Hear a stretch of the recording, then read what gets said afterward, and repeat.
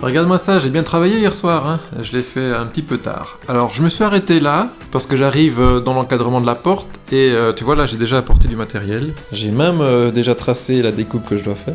Mais avant de continuer plus loin, donc je me suis arrêté pour faire une petite modification que je dois faire. Je t'avais déjà expliqué que cette porte, je voulais la réduire un petit peu. J'ai réfléchi, je me suis dit, mais enfin Sébastien, tu exagères. Tu vas encore perdre ton temps juste pour ne pas avoir un chambranle qui touche le bord de ton mur. Alors donc je me suis convaincu de mettre une des portes qui peut rentrer dans l'ouverture, et il s'avère que c'est pas de bol. Avant d'aller choisir ma porte, j'ai d'abord délimité l'espace exact qu'il y a entre les deux murs. Alors j'ai mis le laser et j'ai fait un trait là où le laser ne touche plus les briques. Et j'ai fait ça des deux côtés, tu vois. Et j'ai une distance entre mes deux points de 83 cm. C'est pas beaucoup, mais c'est déjà pas mal non plus. Sur les 83 cm, il faut mettre environ 4 cm pour l'embrasure de la porte. Il reste donc 79 cm. J'ai commencé à mesurer les portes que j'ai ici. Et toutes les portes font 79,5. Je suis obligé de mettre une porte un peu plus petite. Et j'ai jeté mon dévolu sur celle-là. Cette porte, elle mesure 73,5, ce qui veut dire qu'avec l'embrasure de la porte, d'environ 4 cm, on arrive à 73,5 et 4, ça fait 70...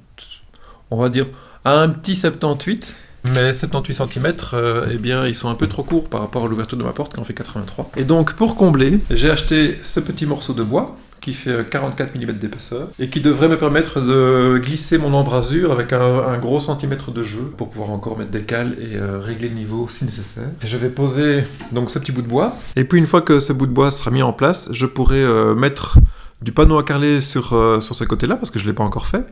Et puis après, j'installerai mon étai ici pour pouvoir poser mon carrelage au-dessus. Et puis quand ce sera sec, je ferai la descente, mais ça je peux le faire plus tard. Et puis j'attaquerai ce mur-ci. Alors tu vois, j'ai acheté des chevilles pour fixer mon bois dans le mur. Et j'ai aussi pris des vis à bois parce que j'ai deux, tu vois ici, j'ai deux morceaux de bois qui sont encore dans la maçonnerie. Il y en a un, il est plus bas là, tout en bas là. J'ai dû aussi racheter un disque diamant parce que j'en ai marre d'avoir des éclats sur chaque fois que je fais une découpe. Donc j'espère que celui-ci ira un petit peu mieux. Et donc voilà. Bon, allez, on s'y met. On se réchauffe un petit peu. Et zou.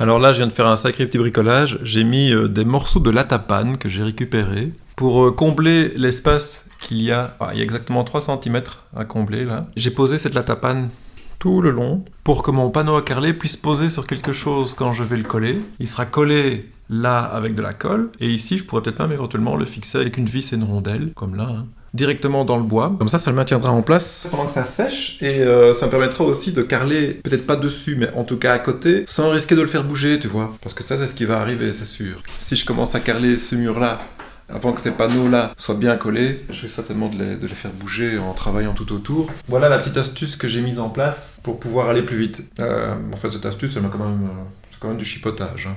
Là...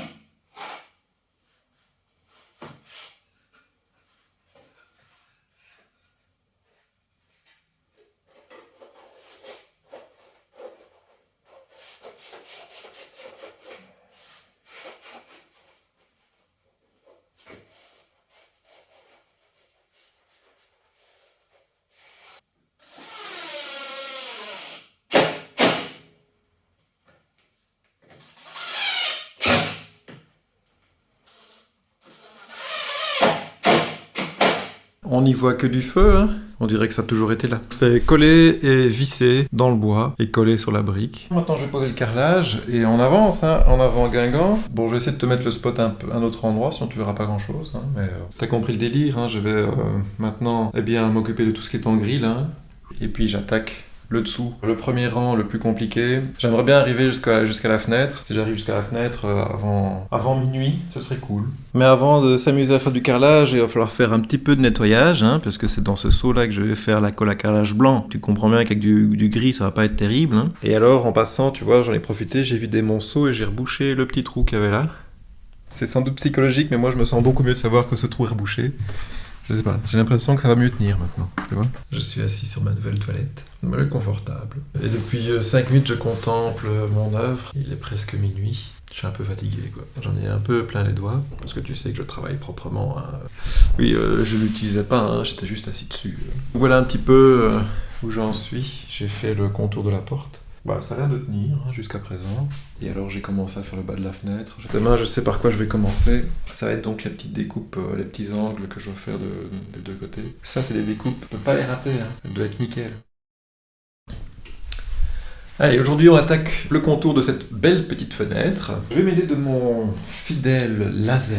T'as vu l'état dans lequel il est? Ça, c'est un laser qui a travaillé. Lui, il chôme pas, hein. Je peux te dire qu'il tourne à plein rendement sur le chantier. Je vais utiliser le laser pour marquer sur les carreaux les 4 coins de la fenêtre, et puis après je passerai aux découpes. Et puis zou, hein, on va voir ce que ça dit. Donc je vais te poser dans un coin, là, et puis on va voir combien de temps va durer le timelapse avant que ça coupe. Hein.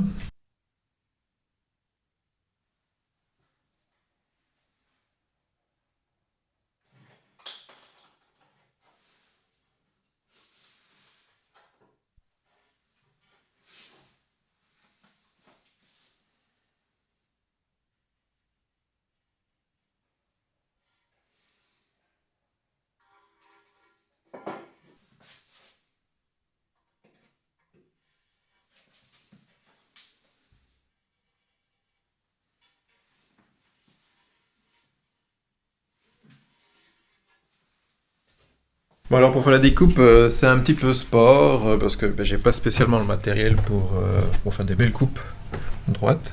J'utilise mon petit coupe-carrelage à eau là. Attends, tu le vois pas. J'utilise mon petit coupe-carrelage à eau dans mon petit bazar ici, hein, à 4 pattes quasiment. Le guide qui est fourni avec, il est trop étroit, quoi, donc je sais pas passer des carreaux comme je veux, donc je mets des guides comme je peux pour faire les découpes. J'ai déjà fait 2 découpes, celle-ci, on la voit pas bien, là, voilà. J'ai déjà fait cette découpe-là, qui est pas trop mal, bien droite et tout, mais elle a l'air d'être un peu trop courte. C'est mon 2e essai sur cette coupe-là. Le premier essai, il est là. Ça, c'est le premier essai, où j'ai un petit peu glissé, tu vois, c'est un petit peu de travers, bref, voilà. Le 2e essai que j'ai fait ici, qui a l'air d'être bien coupé, et bien celui-là, il est un petit peu trop grand, il n'est pas la bonne taille. Voilà, faire et défaire, hein, c'est toujours travailler.